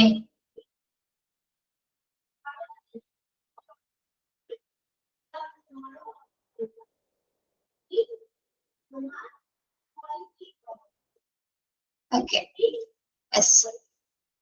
ഇനി ഇവിടെ പറയുന്നത് എമർജൻസി ഡിപ്പാർട്ട്മെന്റ് പേഴ്സണൽ, അതായത് എമർജൻസി ഡിപ്പാർട്ട്മെന്റിലുള്ള പേഴ്സൺസ് സ്റ്റാഫുകൾ അവരുടെ ആ ഒരു സമയത്തെ ഡെയിലി ആക്ടിവിറ്റീസ് എന്തായിരിക്കും എന്നാ പറയുന്നത്. അതായത് ഇപ്പോൾ ഇത്തരം സിറ്റുവേഷൻസ് നടക്കുന്ന സമയത്ത് പ്രത്യേകിച്ച് അവരുടെ പ്രധാനപ്പെട്ട ഡെയിലി ആക്ടിവിറ്റീസ് എന്തൊക്കെയാണെന്നാണ് പറയുന്നത്.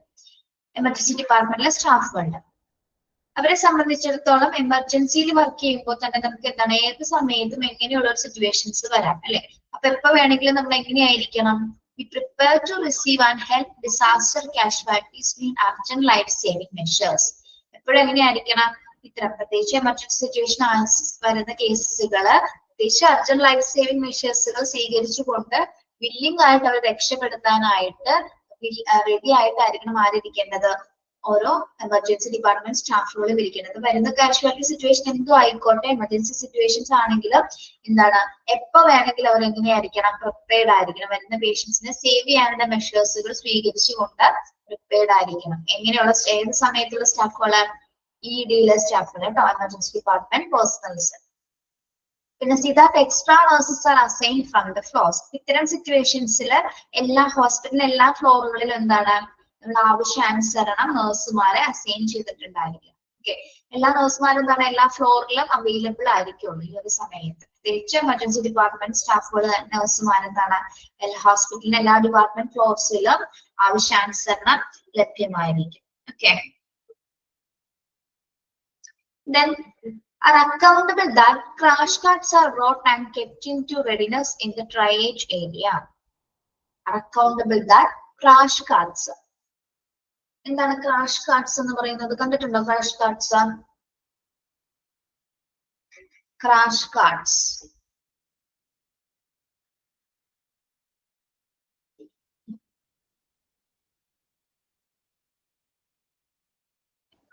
മെഡിസിൻസ്, മറ്റ് മെഡിക്കൽ എക്യുപ്മെന്റ്സ്, ഡിവൈസസ്, ചെറിയ ചെറിയ ഇൻസ്ട്രുമെന്റ്സ് ഒക്കെ സൂക്ഷിക്കുന്നതിന് നമ്മൾ കാഷ്വാലിറ്റി ചെല്ലുന്ന സമയത്ത് കണ്ടിട്ടില്ലേ? അത് എങ്ങോട്ടും ഇങ്ങോട്ടും വലിക്കാൻ പറ്റുന്ന ഒരു ട്രോളിയില് മരുന്നുകളൊക്കെ വെച്ചിരിക്കുന്നത്. കാഷ്വാലിറ്റിയുടെ ഒക്കെ നടുക്കുണ്ടായിരിക്കും അത്. Medicines, BP apparatus, ECG machines ഒക്കെ വെച്ചിട്ട് ഒരു ട്രോളി പോലെ നമുക്ക് എങ്ങോട്ടും ഇങ്ങോട്ടും എന്താണ് പേഷ്യൻസിനെ അങ്ങോട്ടും ഇങ്ങോട്ടൊക്കെ വലിച്ചെടുത്ത് അതിന് എല്ലാ സാധനങ്ങളും, അതായത് ഇങ്ങനെ വലിക്കാൻ പറ്റുന്ന രീതിയിൽ ട്രോളികളായിട്ട്. ഇതിനാണ് നമ്മൾ ക്രാഷ് കാർഡുകൾ എന്ന് പറയുന്നത്. അത് എപ്പോ വേണമെങ്കിലും എന്താണ് അതിനകത്ത് ലഭ്യമാണെന്നുള്ളത് അവർ ഉറപ്പുവരുത്തും. ഓക്കെ. അതായത് ക്രാഷ് കാർഡ്സിലെല്ലാം തന്നെ എമർജൻസി ഡിപ്പാർട്ട്മെന്റ് അകത്ത് ഉണ്ടെന്നുള്ളത് ഉറപ്പുവരുത്തും. പ്രത്യേകിച്ച് ട്രയേജ് ഏരിയ അല്ലെ. ഇൻസിഡന്റ് പെട്ടെന്ന് വരുന്ന പേഷ്യൻസിന് നമുക്ക് ഉടനടി തന്നെ ട്രീറ്റ്മെന്റ്സ് കൊടുക്കണമെങ്കിൽ ക്രാഷ് കാർഡ്സ് എപ്പോഴും അവിടെ അവൈലബിൾ ആയിരിക്കും. അതിലാണ് എല്ലാ ടൂൾസും മെഡിക്കേഷൻസും മറ്റ് ഡിവൈസസുകളെല്ലാം നമ്മൾ സൂക്ഷിക്കുന്നതിനാൽ തന്നെ അത് എപ്പോഴും അവിടെ അവൈലബിൾ ആണെന്നുള്ളത് കൃത്യമായിട്ട് ഉറപ്പുവരുത്തുക. അതോടൊപ്പം തന്നെ എന്താണ് പോർട്ടബിൾ ആയിട്ടുള്ള എക്സ്റേ മെഷീൻസ് അല്ലെ. Make sure that portable x-ray machines bought and kept in emergency department. എമർജൻസി ഡിപ്പാർട്ട്മെന്റിലെ പോർട്ടബിൾ എക്സ്റേസ് നിർബന്ധമായിരിക്കണം. അത് നമ്മളുടെ ഈസിലി അവൈലബിൾ ആവുന്ന സ്ഥലത്ത് എപ്പോഴും എന്താണ് പ്ലേസ് ചെയ്തിട്ടുണ്ടായിരുന്നു. ഓക്കെ.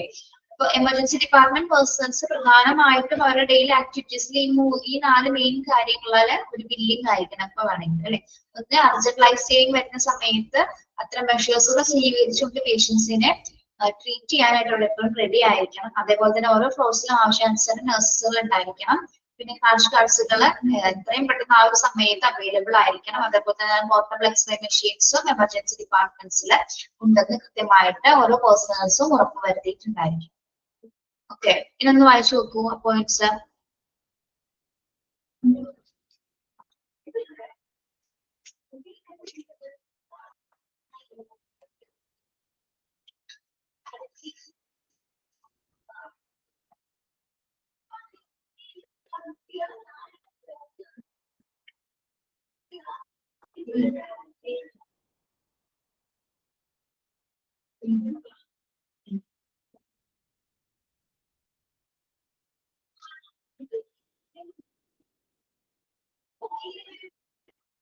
നിങ്ങൾക്കിത് കാണാമോ? ഇതാണ് ക്രാഷ് കാർഡ്സ് കേട്ടോ.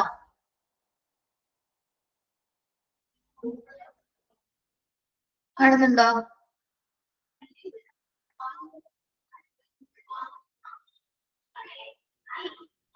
ഉണ്ടോ? ഇത് കണ്ടിട്ടുണ്ടോ? നേരിട്ട് കണ്ടിട്ടുണ്ടോ?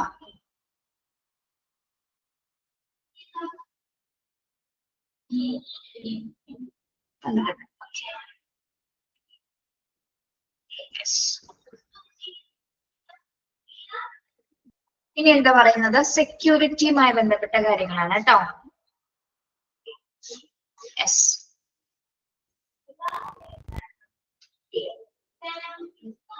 ഇനി നമ്മൾ പഠിച്ചിട്ടുണ്ട് ഇൻസിഡന്റ് സ്റ്റാഫ്സിൽ മെയിൻ പ്രധാനപ്പെട്ട സ്റ്റാഫുകൾ ഒന്നാണ് സെക്യൂരിറ്റി സ്റ്റാഫ്സുകൾ അല്ലെ.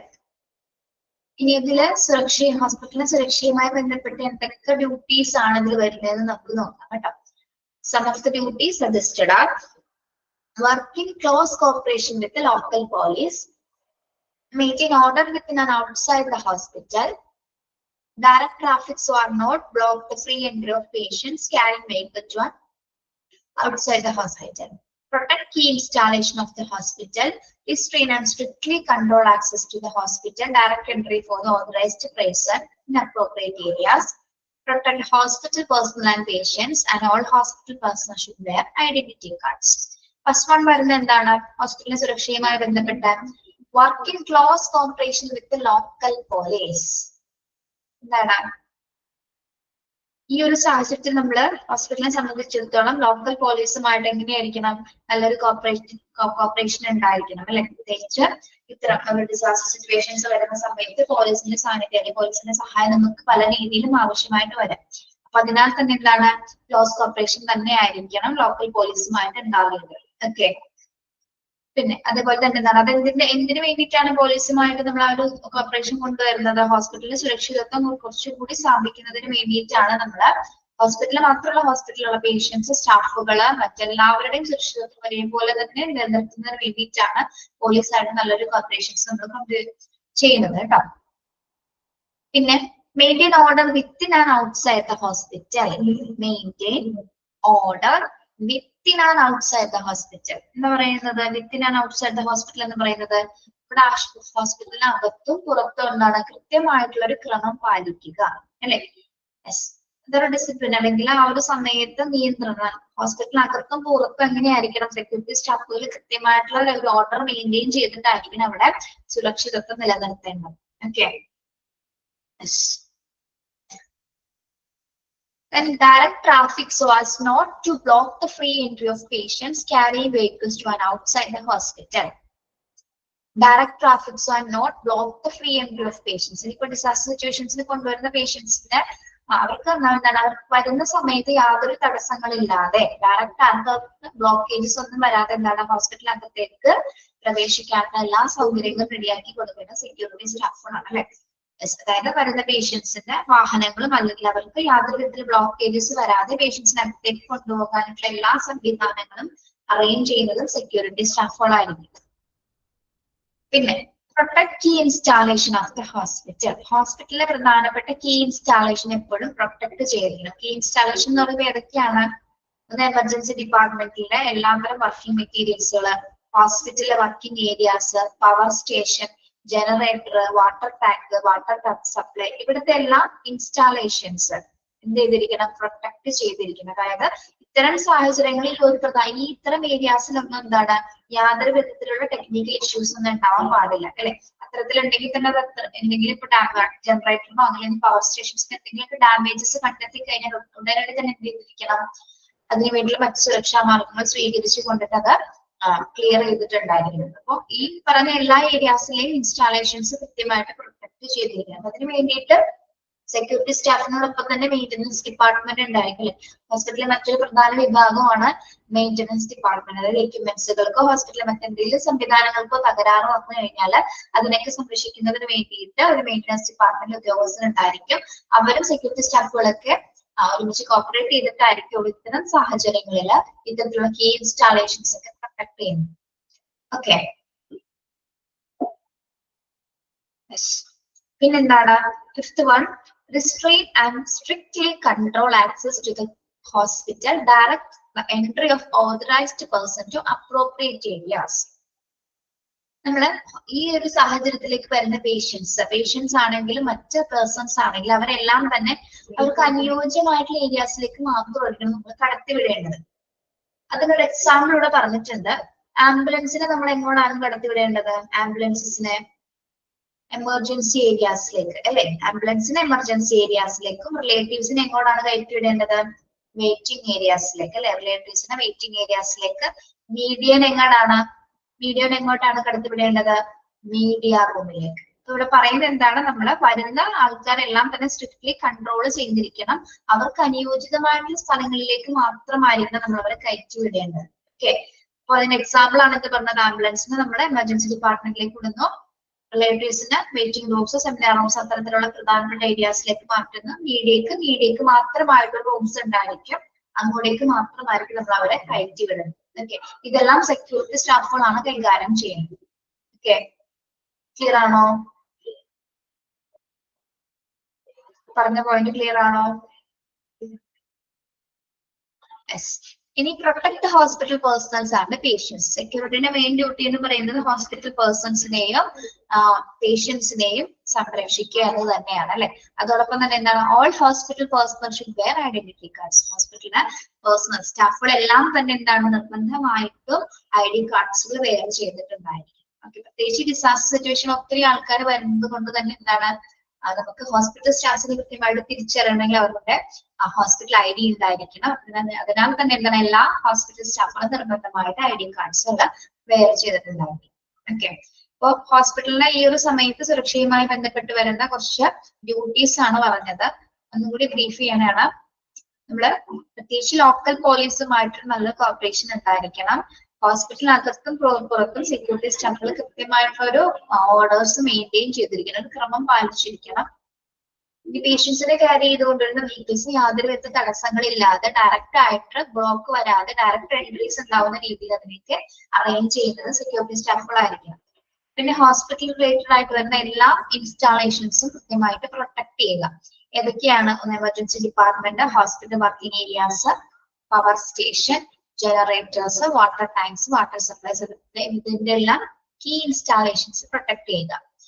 ഓക്കെ, പിന്നെ എന്താണ്? Strictly control access to the hospital direct entry for the authorised person to appropriate areas. ഈ ഒരു സമയത്ത് ഹോസ്പിറ്റലിലേക്ക് കടന്ന പേഴ്സൺസ്, പ്രത്യേകിച്ച് ഓതറൈസ്ഡ് ആയിട്ടുള്ള പേഴ്സൺസ് എല്ലാം തന്നെ അപ്രോപ്രിയേറ്റ് ആയിട്ടുള്ള ഏരിയാസിലേക്ക് മാത്രമായിരിക്കും നമ്മൾ കടത്തിവിടേണ്ടത്. എക്സാമ്പിൾ ആണ് എന്ത്? റിലേറ്റീവ്സ് നമ്മളെ വെയിറ്റിംഗ് ഏരിയാസിലേക്കും മീഡിയ റൂംസിലേക്കും ആംബുലൻസിന് എമർജൻസി ഡിപ്പാർട്ട്മെന്റ് റൂമിലേക്കും കയറ്റി വിടുന്നത്. ഓക്കെ, എവിടെയാണോ അവർക്ക് അനുയോജ്യമായിട്ടുള്ള പ്ലേസ് ഉള്ളത് അതിലേക്ക് മാത്രമായിരിക്കണം എൻട്രീസ് പ്രൊവൈഡ് ചെയ്യുന്നത്.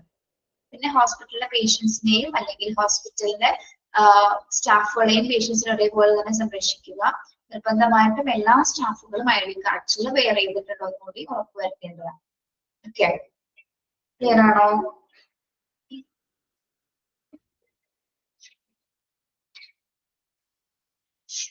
ഓക്കെ,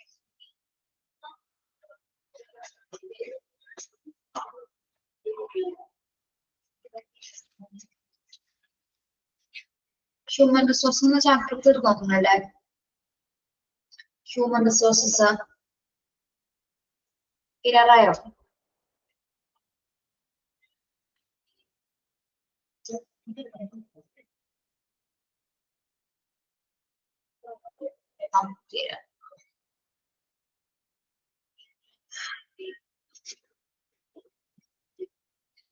ഇത് ജസ്റ്റ് ട്രയേജ് കൂടി നോക്കാം അടുത്തതായിട്ട്. ശരിക്കും ഈ ട്രയേജ് എന്ന കാറ്റഗറീസ് ചെയ്യും നമ്മള് ട്രയേജ് ഇൻസ്ട്രക്ഷൻസിന്റെ കീഴിലാണ് വരേണ്ടത്. നമ്മള് കുഴപ്പമില്ല,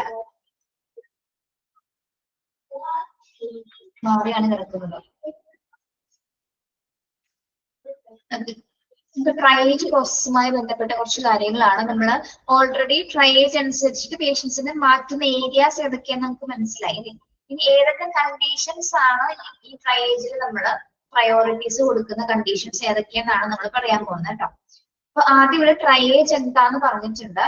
The process of sorting people based on their requirement for immediate medical treatment as compared to their chance of benefiting from such care. ഇപ്പൊ ട്രയേജ് എന്ന് പറഞ്ഞാൽ എന്താണ്? നമുക്ക് ഇമ്മീഡിയറ്റ് ആയിട്ട് മെഡിക്കൽ ട്രീറ്റ്മെന്റ് കൊടുക്കുകയാണ് അല്ലെ? പ്രത്യേകിച്ച് സിവിയറിറ്റി നോക്കി ഗുരുതരാവസ്ഥയിലുള്ള പേഷ്യൻസിന് ആദ്യം ചികിത്സ കൊടുക്കുന്ന പ്രക്രിയയാണ് എന്താ? ട്രയേജ് എന്ന് പറയുന്നത്. ഓക്കെ, ദെൻ നമ്മുടെ ട്രയേജ് എവിടെയാണ് നടപ്പിലാക്കുന്നത്? എമർജൻസി റൂംസിൽ, പ്രത്യേകിച്ച് ഡിസാസ്റ്റേഴ്സ് ആൻഡ് വാർസിലൊക്കെ, യുദ്ധങ്ങൾ അങ്ങനെയുള്ള സിറ്റുവേഷൻസിലൊക്കെയാണ് നമ്മൾ ഏറ്റവും കൂടുതൽ ട്രയേജ് ചെയ്യേണ്ട സിറ്റുവേഷൻസ് വരുന്നത്. ഹെവി ആക്സിഡൻസുകൾ, യുദ്ധങ്ങള്, ഇതേപോലെ ഡിസാസ്റ്റർ, ഇത്തരം സംഭവങ്ങളിലാണ് നമ്മൾ പേഷ്യൻസിനെ ഏറ്റവും കൂടുതൽ ഒരു ട്രയേജ് സെക്ഷൻ തിരിക്കാനായിട്ട് ബുദ്ധിമുട്ടുന്നത്. അതായത് നമ്പർ ഓഫ് പേഷ്യൻസിന്റെ എണ്ണം കൂടുതലാണ് ഈ സമയത്ത്. അത്രയും പേരെ നമ്മൾ സോർട്ട് ഔട്ട് ചെയ്യാന്ന് പറയുന്നത് ഭയങ്കര ഡിഫിക്കൽട്ട് ആയിട്ടുള്ള ഒരു കാര്യമാണ്. ഓക്കെ, മാത്രമല്ല ഇത്തരം പേഷ്യൻസിനെല്ലാം നമുക്ക് ഹോസ്പിറ്റലിൽ ആവശ്യമുള്ള റിസോഴ്സസ് ഉപയോഗിച്ചുകൊണ്ട് എന്താണ് അവർക്ക് ആവശ്യമുള്ള ചികിത്സയും കൂടി നമുക്ക് കൊടുക്കാൻ സാധിക്കും അല്ലെ? When limited medical resources must be allotted to enhance the number of survivors. ഇനി നമുക്ക് ഹോസ്പിറ്റലിനെ സംബന്ധിച്ചിടത്തോളം ആ ഒരു സമയത്ത് ലിമിറ്റഡ് ആയിട്ടുള്ള റിസോഴ്സസ് ആയിരിക്കും ഉണ്ടായിരിക്കും. എല്ലാവർക്കും നമുക്ക് എല്ലാ റിസോഴ്സസും കൊടുത്ത് അവരെ രക്ഷിക്കാനായിട്ട് സാധിക്കുമോ? എല്ലാവർക്കും ഒരേപോലെ തന്നെ ഹോസ്പിറ്റൽ റിസോഴ്സസ് എല്ലാവർക്കും ഒരേപോലെ കൊടുത്തിട്ട് അവരെ ചികിത്സിക്കാനായിട്ട് സാധിക്കുമോ? ഇല്ല. അപ്പോഴാണ് നമ്മൾ അവിടെ എന്ത് ചെയ്യുന്നത്? എല്ലാവർക്കും ഒരേപോലെ കൊടുക്കാൻ പറ്റാത്ത സാഹചര്യത്തിലാണ് നമ്മൾ പ്രയോറിറ്റി നോക്കുന്നത് അല്ലെ? ഏറ്റവും കൂടുതൽ സിറ്റുവേഷൻ ആയിരിക്കാണ്, ഏറ്റവും ക്രിട്ടിക്കൽ കണ്ടീഷൻ ആർക്കാണ് വരുന്നത് അവർക്ക് ആദ്യം പ്രയോറിറ്റി കൊടുത്തിട്ട് നമ്മൾ എന്ത് ചെയ്യുന്നു? അവരെ സോർട്ട് ഔട്ട് ചെയ്ത് അവർക്ക് ആവശ്യമുള്ള ചികിത്സകൾ കൊടുക്കും. അങ്ങനെ നമുക്ക് ട്രയൽ സെക്ഷൻ കൈകാര്യം ചെയ്യാനായിട്ട് സാധിക്കും. ഓക്കെ, ട്രയേജ് എന്ന് പറയുന്നത് സോർട്ട് ഔട്ടിംഗ് പ്രക്രിയയാണ്. പേഷ്യൻസിനെ ഡിവൈഡ് ചെയ്യുന്ന ഒരു പ്രോസസ് ആണ്. നമുക്ക് പ്രത്യേകിച്ച് ഇത്തരത്തില് വലിയ വലിയ ദുരന്തങ്ങൾ ഉണ്ടാവുന്ന സമയത്താണ് ഏറ്റവും കൂടുതൽ പേഷ്യൻസ് ഉണ്ടാവുന്നത്. അത്തരം സാഹചര്യത്തിൽ നമുക്ക് ഹോസ്പിറ്റലിൽ ലിമിറ്റഡ് റിസോഴ്സസേ ഉണ്ടാവുള്ളൂ. എല്ലാവർക്കും എല്ലാം കൊടുത്തിട്ട് നമുക്ക് സ്വീകരിക്കാനായിട്ട് സാധിക്കില്ല. അതിനാണ് നമ്മൾ ഗുരുതരാവസ്ഥയെ നോക്കിയിട്ട്, സിവിയറിറ്റി നോക്കിയിട്ട് പേഷ്യൻസിന് ആവശ്യത്തിലുള്ള റിസോഴ്സസുകൾ കൊടുത്തിട്ട് അവരെ രക്ഷപ്പെടുത്തുന്നത്. Okay, yes. ഇനി ഇവിടെ പറഞ്ഞ ട്രയേജ് നമ്മൾ കാറ്റഗറൈസ് ചെയ്യുന്നുണ്ട്. 4 കാറ്റഗറിയിലാണ് പേഷ്യൻസിനെ നമ്മൾ സോർട്ട് ഔട്ട് ചെയ്യുന്നത്. ഫസ്റ്റ് കാറ്റഗറി എന്ന് പറഞ്ഞാൽ എന്താണ്? ഇമ്മീഡിയറ്റ് ട്രീറ്റ്മെന്റ് കൊടുക്കേണ്ട കേസസ് പ്രയോറിറ്റി 1 ആണ്. അപ്രോക്സിമേറ്റ്ലി 20% ചാൻസ് ഉള്ള കേസസ് ഉള്ള. കാറ്റഗറി 2 എന്ന് പറയുമ്പോൾ എന്താണ്? ഡിലേഡ് ട്രീറ്റ്മെന്റ് ആണ്. പ്രയോറിറ്റി 2 ആണ് കേട്ടോ. കാറ്റഗറി 3 എന്ന് പറയുന്നത് മിനിമൽ ട്രീറ്റ്മെന്റ് ആണ്. പ്രയോറിറ്റി 3. കാറ്റഗറി 4 എന്ന് പറയുന്നത് എക്സെപ്റ്റഡ് ട്രീറ്റ്മെന്റ്. എക്സെപ്റ്റഡ് ട്രീറ്റ്മെന്റ് എന്താണ്? മരിച്ചുകൊണ്ടിരിക്കുന്ന അല്ലെങ്കിൽ ജീവിക്കാൻ സാധ്യതയില്ലാത്ത കേസസിലാണ്. ഓക്കെ, ഓരോ കാറ്റഗറീസിലും പല കണ്ടീഷൻസ് ഉണ്ട്. അത് ഏതൊക്കെയാണെന്നാണ് നമ്മൾ പഠിക്കുന്നത്. കാറ്റഗറി 1 നമുക്ക് നോക്കാം. കാറ്റഗറി 1 എന്ന് പറയുന്നത് എങ്ങനെയുള്ള കണ്ടീഷൻ ആയിരിക്കും? ഇമ്മീഡിയറ്റ് ആയിട്ട് നമ്മൾ ട്രീറ്റ്മെന്റ് ചെയ്യുന്ന കേസസ് ആണ്. ഇപ്പൊ ടീച്ചർ പറയുന്നത് എന്താണ്? നമ്മൾ പേഷ്യൻസ് വരുന്ന സമയത്ത് അവരെ എങ്ങനെ ഡിവൈഡ് ചെയ്യുന്നു, കാറ്റഗറി ഈ കാറ്റഗറി അനുസരിച്ചിട്ടാണ് നമ്മൾ പ്രയോറിറ്റി കൊടുക്കുന്നത്. ഇത്തരം കണ്ടീഷനുള്ള പേഷ്യൻസ് ആണ് ഫസ്റ്റ് കാറ്റഗറിയിൽ വരേണ്ടത്. അടുത്ത കുറച്ചുകൂടി കണ്ടീഷൻസ് കുറഞ്ഞുള്ളവരാണ് സെക്കൻഡ് കാറ്റഗറിയിൽ. അങ്ങനെയാണ് കേട്ടോ പറയുന്നത്. ഓക്കെ, പ്രയോറിറ്റി 1 വരുന്നത് എങ്ങനത്തെ കേസുകളാണ്? Severe bleeding, obstruction of respiratory tract, pneumothorax, hemothorax, hypovolemic shock, extremity severely injured, facial burns, burns to upper respiratory tract. Category 1 വരുന്ന പേഷ്യൻസ് എന്ന് പറയുന്നത് സിവിയർ ആയിട്ടുള്ള ബ്ലീഡിംഗ് ഉള്ള പേഷ്യൻസ് അല്ലെ, ഇമ്മീഡിയറ്റ് ട്രീറ്റ്മെന്റ് കൊടുത്തിരിക്കണം. സിവിയർ ബ്ലീഡിംഗ് ഉള്ള കേസസിൽ ഒബ്സ്ട്രക്ഷൻ ഓഫ് റെസ്പിറേറ്ററി ട്രാക്ട്. എന്താണ് ഒബ്സ്ട്രക്ഷൻ ഓഫ് റെസ്പിറേറ്ററി ട്രാക്ട് എന്ന് പറയുന്നത്? ഇവിടെ ശ്വാസനാളത്തില് ശ്വാസോച്ഛ്വാസം തടസ്സപ്പെടുന്ന സിറ്റുവേഷൻസ്, റെസ്പിറേറ്ററി ട്രാക്ടിന് ഡിഫിക്കൽട്ടീസ് അല്ലെങ്കിൽ തടസ്സപ്പെടുന്ന സിറ്റുവേഷൻ ആണെന്ത്? ഒബ്സ്ട്രക്ഷൻ ഓഫ് റെസ്പിറേറ്ററി ട്രാക്ട് എന്ന് പറയുന്ന കണ്ടീഷൻസ്. ഇനി ന്യൂമോതൊറാക്സ്. എന്താണ് ന്യൂമോതൊറാക്സ് എന്ന് പറയുന്നത്? നമ്മുടെ ഹൃദയത്തിന്റെ പ്ലൂറൽ സ്പേസസിലെ എയർ തിങ്ങി നിൽക്കുന്ന സിറ്റുവേഷൻസ്. അതായത് പ്ലൂറൽ അറയില് എയർ തിങ്ങി നിൽക്കുന്ന സിറ്റുവേഷൻ ആണ് ന്യൂമോതൊറാക്സ് എന്ന് പറയുന്നത്. ഓക്കെ, അത്തരം സിറ്റുവേഷൻസിൽ ആ എയർ നമ്മൾ റിമൂവ് ചെയ്താൽ മാത്രമേ ആൾക്ക് നോർമൽ ആയിട്ട് ബ്രീത്ത് എടുക്കാനായിട്ട് സാധിക്കുള്ളൂ. അത് മരണകാരണം വരെ ആയേക്കും. Okay, yes. അതായത് ചെസ്റ്റ് വാളിനും ലങ്സിനും ഇടയിലാണ് ഈ എയർ തിങ്ങി നിൽക്കുന്ന സിറ്റുവേഷൻ ഉണ്ടാകുന്നത് കേട്ടോ. ഇനി ഹീമോതൊറാക്സ് എന്ന് പറയുമ്പോൾ എന്തായിരിക്കും? എന്ത് സിറ്റുവേഷൻ ആണ്? ന്യൂമോതൊറാക്സ് എന്ന് പറയുന്നത് എയർ തങ്ങി നിൽക്കുന്നതാണ് അല്ലെ. അപ്പൊ ഹീമോതൊറാക്സ് എന്ന് പറയുമ്പോൾ എന്ത് സിറ്റുവേഷൻ ആയിരിക്കും? ഹീമോതൊറാക്സ് എന്ത് സിറ്റുവേഷൻ ആയിരിക്കും? Yes, very good. ബ്ലഡ് അല്ലേ? യെസ്. ഇത് നമ്മുടെ നെഞ്ചിന്റെ ഭിത്തിക്കും ശ്വാസകോശത്തിനും ഇടയിലുള്ള അറയിൽ രക്തം അടിഞ്ഞു കൊടുക്കുമ്പോഴുണ്ടാവുന്ന സിറ്റുവേഷൻ ആണ് എന്ത്? ഹീമോതൊറാക്സ് എന്ന് പറയുന്നത്. ടോപ്പ് നിൽക്കുന്ന സിറ്റുവേഷൻ ആണ് ഹീമോതൊറാക്സ്. ഗുരുതരമായിട്ടുള്ള ഒരു അവസ്ഥയാണ് കേട്ടോ. ഇത് നെഞ്ചിലുണ്ടാവുന്ന ആഘാതങ്ങളും മൂലമാണ് ഇതൊക്കെ സംഭവിക്കുന്നത്. ഓക്കെ, അപ്പൊ അത്തരം കണ്ടീഷൻസ് എന്താണ്? ഇമ്മീഡിയറ്റ് ട്രീറ്റ്മെന്റ് കൊടുക്കേണ്ട കണ്ടീഷൻസ് ആണ്. ഓക്കെ, അതേപോലെ തന്നെ എന്താണ്? ഹൈപ്പോവോളമിക് ഷോക്ക്. എന്തായിരിക്കും ഹൈപ്പോവോളമിക് ഷോക്ക് എന്ന് പറയുന്നത്? എന്ത് സിറ്റുവേഷൻ ആയിരിക്കാം? നമ്മള് കടുത്ത ഡീഹൈഡ്രേഷനോ അല്ലെങ്കിൽ അമിതമായിട്ടുള്ള രക്തനഷ്ടം മൂലമോ എന്ത് സംഭവിക്കാം? രക്തത്തിന്റെ അപര്യാപ്തത മൂലം അതിന്റെ അളവ് കുറയുന്നത് മൂലം അത്തരത്തില് പേഷ്യൻസിന് അത്തരം സിറ്റുവേഷൻ ഉണ്ടാവാറുണ്ട്. മനസ്സിലായോ? അതായത് കഠിനമായിട്ടുള്ള ഡീഹൈഡ്രേഷൻ, നിർജ്ജലീകരണം മൂലമോ അല്ലെങ്കിൽ രക്തനഷ്ടം മൂലമോ രക്തത്തിന്റെ അപര്യാപ്തം മൂലം രക്തത്തിന്റെ അളവ് കുറയുന്നത് മൂലം ഉണ്ടാവുന്ന സിറ്റുവേഷൻ ആണത് ഹൈപ്പോവോളമിക് ഷോക്ക് എന്ന് പറയുന്നത്. ഗുരുതരമായിട്ടുള്ള കണ്ടീഷൻ തന്നെയാണ് കേട്ടോ. യെസ്. അപ്പൊ അത്തരം എന്താണ്? ഇമ്മീഡിയറ്റ് ആയിട്ട് ട്രീറ്റ്മെന്റ് നമുക്ക് കൊടുക്കേണ്ടി വരും. ഇനി അടുത്തത് എക്സ്ട്രീംലി സിവിയർലി ഇഞ്ചേർഡ് ആയിട്ടുള്ള അല്ലെ, അതായത് ഇഞ്ചറിയുടെ ആ ഒരു സിവിയറിറ്റി കൂടിയ ടൈപ്പ്, പല രീതിയിൽ മുറിവുകൾ സംഭവിച്ച പേഷ്യൻസ് ആയിരിക്കും അല്ലെ. അതായത് മുറിവിന്റെ ആഘാതം കൂടുതലായിരിക്കും. പിന്നെ ഫേഷ്യൽ ബേൺസ്, ഇപ്പൊ എക്സ്പ്ലോഷൻ അങ്ങനെയൊക്കെ സംഭവിച്ചാണെങ്കിൽ എന്താണ്? മുഖത്ത് പൊള്ളലുകൾ ഏറ്റ പേഷ്യൻസിനായിരിക്കും അല്ലെ. അതായത് നമ്മുടെ എന്താ പറയാ, ബേൺസിന്റെ നമ്മുടെ ഓരോ ലെയേഴ്സ് ഇല്ലേ ശരീരത്തിൽ, ആ ലെയറിൽ കംപ്ലീറ്റ് ആയിട്ട് ഡിസ്റ്റോർ ചെയ്യുന്ന തരത്തിലുള്ള പൊള്ളലുകൾ ഏറ്റവരുണ്ടാവാം. അതും ഗുരുതരമായിട്ടുള്ള കണ്ടീഷൻസ് ആണ്. Then burns to upper respiratory tract. എന്താണ് burns to upper respiratory tract എന്ന് പറയുന്നത്? നമ്മുടെ ബേൺസ് ടു റെസ്പിറേറ്ററി ട്രാക്ട് എന്ന് പറയുമ്പോൾ നമ്മൾ ഏതൊക്കെയാണ് നമ്മുടെ തൊണ്ട, മൂക്ക്, നോസ് ആ ഭാഗങ്ങളിലെ അത്തരം ഭാഗങ്ങളിൽ എന്താണ് അഫക്ട് ചെയ്യുന്ന രീതിയിലുള്ള എന്തെങ്കിലും ഇൻഫെക്ഷൻസോ അത്തരം ബുദ്ധിമുട്ടുകളൊക്കെ വന്നു കഴിഞ്ഞാൽ എന്താണ് അതൊരു സീരിയസ് കണ്ടീഷൻസ് തന്നെയാണ് കേട്ടോ. അതായത് ശ്വാസകോശ അനുപാതം മൂലം ഒരിക്കലും ചിലപ്പോൾ ഇത്തരം ഒരു കണ്ടീഷൻ സംഭവിക്കുന്നത്. അപ്പൊ ഇത്തരം സാഹചര്യത്തിൽ എന്താണ് നോർമൽ രീതിയിൽ ബ്രീത്തിങ് ഡിഫിക്കൽട്ട്, ബ്രീത്തിനാണത് ലങ്സിനാണ് കൂടുതൽ പ്രോബ്ലംസ് ഉണ്ടാക്കുന്നത്. ഓക്കെ, അപ്പൊ ഇത്തരം കണ്ടീഷൻസ് എല്ലാം തന്നെ എന്താണ് ഇമ്മീഡിയറ്റ് ട്രീറ്റ്മെന്റ് കൊടുക്കേണ്ട കണ്ടീഷൻസ് ആണ് പ്രയോറിറ്റി 1 വരുന്ന പേഷ്യൻസ് എന്ന് പറയുന്നത്. ഓക്കെ, ഏതൊക്കെ കണ്ടീഷൻസ് ആണെന്ന് പേരുകൾ പഠിച്ചു വെക്കണം കേട്ടോ.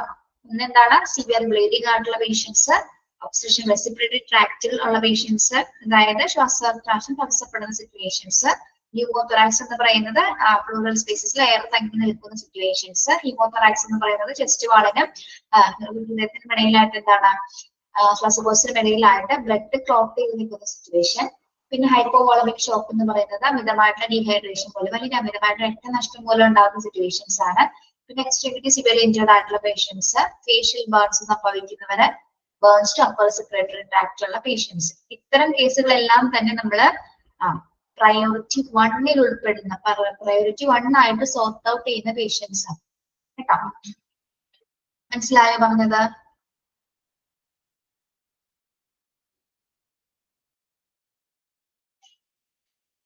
ഓക്കെ ആണോ?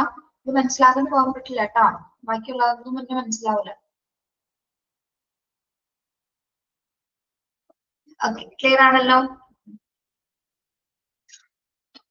നിങ്ങൾ ഈ കമ്പിടുന്നെങ്കിൽ ഓക്കെ മിസ് എന്ന് പറഞ്ഞാൽ കുറച്ചുകൂടി വിശ്വാസമാവും. മനസ്സിലായില്ല? ബാക്കി 2ഉം 3ഉം നമ്മൾ അടുത്ത ക്ലാസ്സിൽ എടുക്കാം കേട്ടോ പറയാനുള്ളത്. Okay, thank you. Have A nice day.